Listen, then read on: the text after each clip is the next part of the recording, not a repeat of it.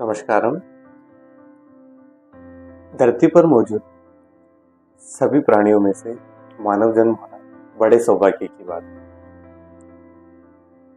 मानव जन्म होना बड़े सौभाग्य की बात इसलिए है क्योंकि हमारे पास इस भौतिक शरीर के अलावा एक शक्तिशाली मन भी है। और यह मन इतना शक्तिशाली है और इसकी क्षमताओं का इतना अधिक विस्तार है कि इसको पार पाना बड़ा मुश्किल है। वैज्ञानिक भी अभी तक इसकी क्षमताओं को नहीं माप पाए। मानव मन शक्तिशाली होने के साथ साथ कुछ परेशानियां भी खड़ी करता है। जैसे इसे एक उदाहरण से समझते हैं। हमारे पास एक शक्तिशाली कार है और हमें गाड़ी चलाना नहीं आता। हमारे पास जो कार है वो दुनिया की सबसे बेहतरीन कार है और उस बेहतरीन कार में हमें ड्राइविंग सीट पर बिठा दिया गया। हम कभी ये पेडल दबाते हैं, कभी वो पेडल दबाते हैं, कभी ब्रेक दबाते हैं, कभी क्लच दबाते हैं, कभी एक्सेलरेट कर रहे हैं। हमारी कार कभी इधर टकरा रही है, कभी इधर टकरा रही है। उसी तरीके से हमारा मन है। एक शक्तिशाली मन तो हमारे पास मौजूद है, पर इस मन को संभालना कैसे है ये हमें नहीं पता। हम कभी इधर टकरा रहे हैं, कभी उधर टकरा रहे हैं और मन हमारे लिए सबसे बड़ी त्रासदी बन गया है। ये त्रासदी इसलिए बना है क्योंकि हम अपने मन को नहीं संभाल पा रहे। मन को संभालना बड़ा आसान है। उसके लिए जो एक ध्यानी जो ध्यान करता है और समझ लेता है कि ये जो मन है ये मन मेरा नहीं, ये मन मैं नहीं हूं। जिस तरीके से गाड़ी होती है, हम गाड़ी नहीं है, हम गाड़ी से अलग हैं, तभी हम गाड़ी को ड्राइव कर पाएंगे। क्या गाड़ी के इंजन में बैठ के हम गाड़ी को ड्राइव कर पाएंगे? नहीं ना। उसी तरीके से जब हम समझ लेते हैं कि ये जो मन है ये मैं नहीं हूं, ये सिर्फ एक साधन है और उसे साधन की तरह ही मुझे चलाना है। मन को साधन की तरह देखने का मतलब है कि मन को साक्षी रूप में होकर देखना। मन को साक्षी भाव के साथ जो देख लेता है, मन उसके लिए वरदान बन जाता है। पर हमारे पास जितनी चिंताएं हैं, जितनी पीड़ाएं हैं, जितना डिप्रेशन हमारे जीवन में आ रहा है, जितना तनाव हम लिए बैठे हैं, ये सब इस कारण से है क्योंकि हम अपने मन को नहीं संभाल पा रहे।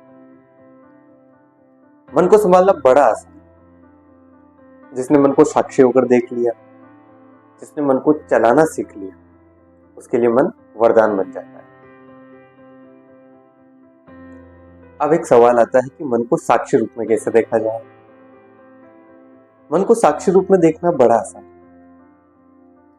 जब हम आंख बंद कर के ध्यान करने बैठते हैं तो हमारा सबसे बड़ा सवाल होता है कि हमारे विचार नहीं।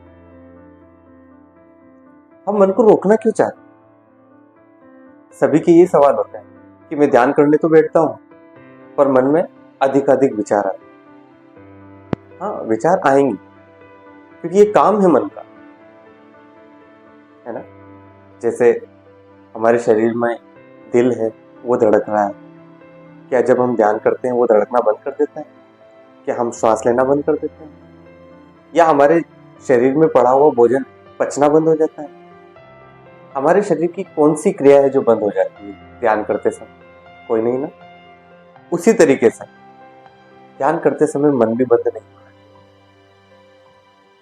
तो हमें मन को रोकना नहीं, हमें मन को देखना है कि हमारे मन में कैसे कैसे विचार आते हैं। इसे उदाहरण से समझते हैं।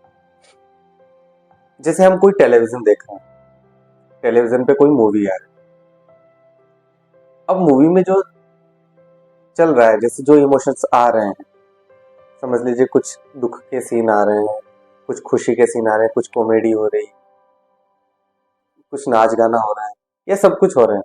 लेकिन हम उसको अलग होके देखते हैं ना, हम उसमें इन्वॉल्व तो नहीं होते ना, है ना। जैसे अगर मूवी में कोई दुख का सीन आया, हमें इतना ज्यादा दुखी नहीं करता। अगर वो ही सीन हमारी लाइफ में क्रिएट हो तब हमें ज्यादा दुख होगा, है ना। पर हमें दुख होता है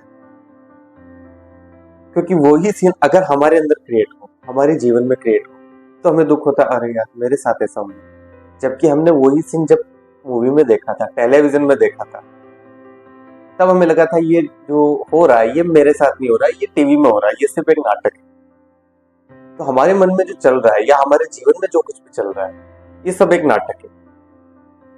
इसको हम टेलीविजन की तरह देखते हैं। जिसको ये बात समझ में आ जाती है, उसके सारे दुख विदा हो जाते हैं, उसे दुनिया का कोई दुख परेशान नहीं कर पाता। पर हम जब ध्यान करने बैठते हैं तो हम इस मन को ही बंद करना चाहते हैं कि कैसे ना कैसे करके ये विचार बंद हो जाए। आप सोचिए, आप टीवी बंद करके कोई मूवी देख सकते हैं या बिना टीवी के, बिना किसी उपकरण के कोई मूवी देख सकते हैं? नहीं देख सकते ना। मूवी देखने के लिए आपकी टीवी का चालू होना जरूरी है। उसी तरीके से ध्यान करते हुए ध्यान में मन में साक्षी भाव लाने के लिए मन का शुरू होना जरूरी है। जब तक मन सतत नहीं चलेगा, जब तक मन में विचारों की दौड़ नहीं चलेगी, तब तक हम साक्षी भाव होकर उसे देख नहीं पाते। साक्षी भाव होकर तभी देखा जा सकता है जब हमारे मन में सतत विचारों की श्रृंखला चल रही है और हम उन विचारों से अपने आप को अलग किए बैठे। जब हम ये कला सीख जाते हैं, अपने आप को अपने मन से अलग करने की कला सीख जाते हैं, तभी मन हमारे हिसाब से काम करना शुरू करता है। मन को साक्षी भाव से कैसे देखें, इसके ऊपर हम अगले वीडियो में चर्चा करेंगे। आज के लिए इतना ही। नमस्कार।